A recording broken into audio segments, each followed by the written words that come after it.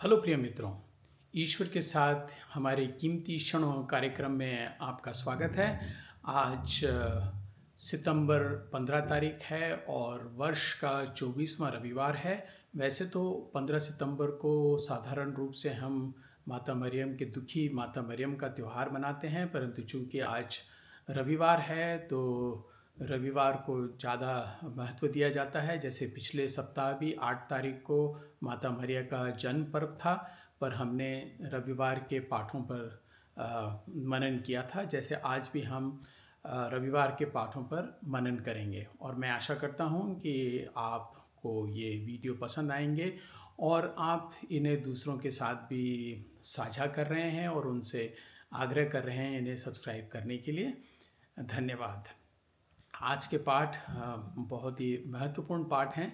वैसे तो मैं चाहता था कि ये वीडियो मैं बाहर बनाऊं जहां पर अच्छा सड़क के नुमा प्रकृति में बनाऊं, क्योंकि आज सुसमाचार में हम सुन रहे हैं कि प्रभु यीशु क्रिस्त अपने चेलों के साथ चेजरिया फिलिपी के गांव में जा रहे थे। तो गांव का रास्ता मैं दिखाना चाहता था, परंतु बाहर बारिश भी हो रही है, हवा भी चल रही है और इतनी ठंड है कि बाहर ये कार्यक्रम रिकॉर्ड नहीं हो सकता है। इसलिए मैं इसे कमरे में कर रहा हूँ, परंतु कमरे में भी मुझे एक बहुत खूबसूरत यहाँ पर एक तस्वीर मिली है और प्रभु यीशु क्रिस्त का क्रूस है, जिसका अर्थ मैं जल्दी ही आपको बताने वाला हूँ।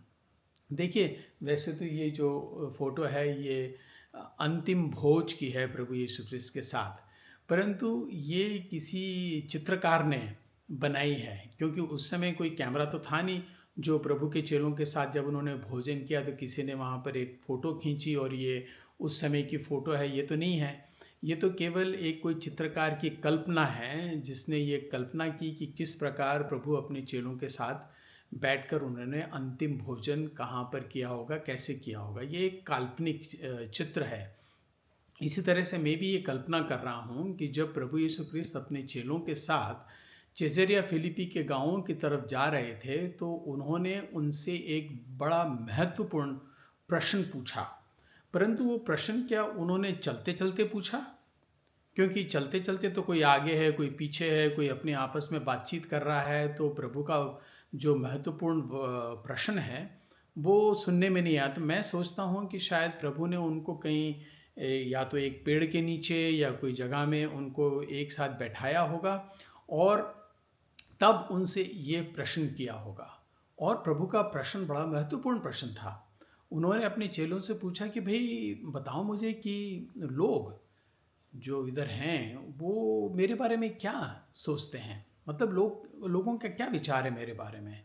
क्योंकि प्रभु तो उन लोगों को बता रहे थे कि वो कौन है और प्रभु ईश्वर ने उनको भेजा है, ईश्वर के पुत्र हैं, आदि आदि। तो वो जानना चाहते थे कि लोग उनके बारे में क्या सोच रहे हैं। हालांकि उन्हें ये चिंता नहीं थी कि लोग उनके बारे में क्या सोचते हैं, परंतु वो एक भूमिका तैयार कर रहे थे अपने चेलों को कुछ महत्वपूर्ण रहस्य बताने के लिए। तो पहले वो शुरू करते हैं कि लोग उनके बारे में क्या कह रहे हैं, फिर वो उनसे सीधे सवाल पूछते हैं कि तुम क्या सोचते हो कि मैं कौन हूँ? तुम क्या सोचते हो कि मैं कौन हूँ? और ये एक बड़ा महत्वपूर्ण सवाल है। कुछ 3 साल पहले मैंने एक रिट्रीट की थी एक ब्रदर के साथ चंडीगढ़ में। तो वो रिट्रीट के दौरान वो ब्रदर ने मुझसे एक सवाल किया।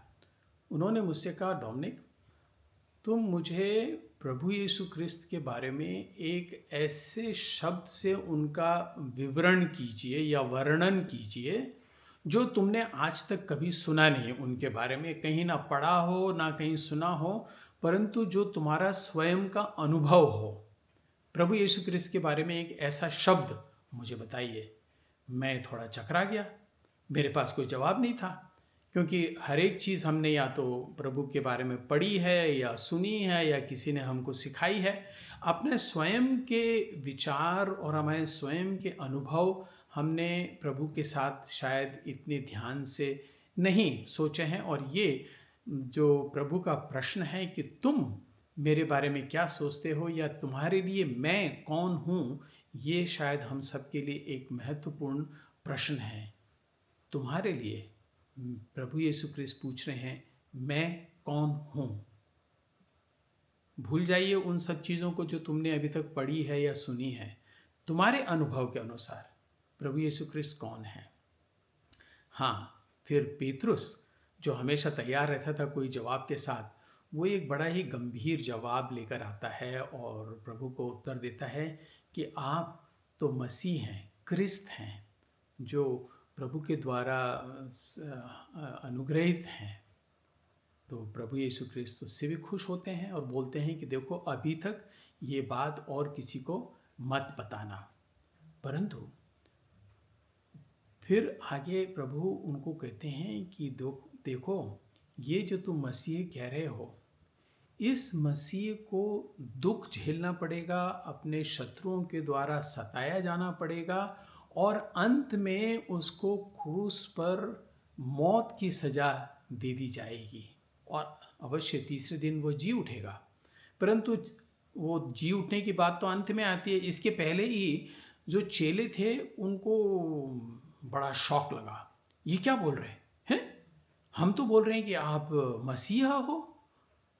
हमारी तरफ से तो हम कह रहे हैं कि आप मसीहा हो जो हमें मुक्ति दिलाएंगे, जो हमें रोमी साम्राज्य से छुटकारा दिलाएंगे, आज़ादी दिलाएंगे। और आप कह रहे हैं कि आपको दुख झेलना पड़ेगा, आपको सताया जाएगा, आपको क्रूस पर चढ़ाया जाएगा, ठोका जाएगा और मार दिया जाएगा। नहीं नहीं नहीं नहीं, पेतरुस बोलता है ये नहीं हो सकता है, ये आपके साथ नहीं हो सकता है, मैं ये नहीं करने दूंगा। तो प्रभु यीशु ख्रिस्त उसको बड़े सख्ताई से कहते हैं, पेतरुस मेरे पीछे आओ, शैतान हो तुम। शैतान का नाम देते हैं पेतरुस को और बोले पीछे हटो शैतान, क्योंकि तुम इंसान की तरह सोचते हो और ईश्वर के विचार तुम्हारे में नहीं हैं। देखो कितनी गंभीर बात प्रभु यीशु से कह रहे हैं। उसको यहाँ तक कि शैतान का नाम दे देते हैं। इसलिए नहीं कि वो वास्तव में शैतान है, परंतु क्योंकि उसके विचार जो प्रभु यीशु ख्रिस्त अपने बारे में कह रहे हैं वो मानने के लिए तैयार नहीं है। और कौन सी बात मानने के लिए तैयार नहीं है? कि उन्हें दुख सहना पड़ेगा, कि वो सताए जाएंगे और अंत में न केवल दुख सहना पड़ेगा पर अंत में उनको क्रूस पर मृत्यु सहनी पड़ेगी। ये तो अवश्य उसको बिल्कुल स्वीकार नहीं था।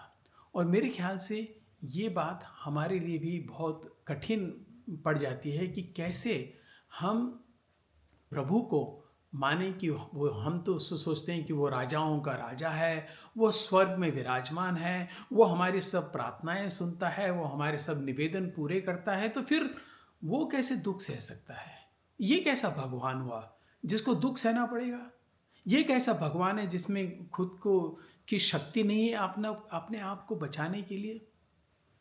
प्रिय दोस्तों, ये एक महत्वपूर्ण चीज़ है कि कैसे हम स्वयं अपने जीवन में आए हुए दुखों को देखते हैं, किस प्रकार उन दुखों की तुलना हम प्रभु के दुख की तुलना के साथ कर सकते हैं।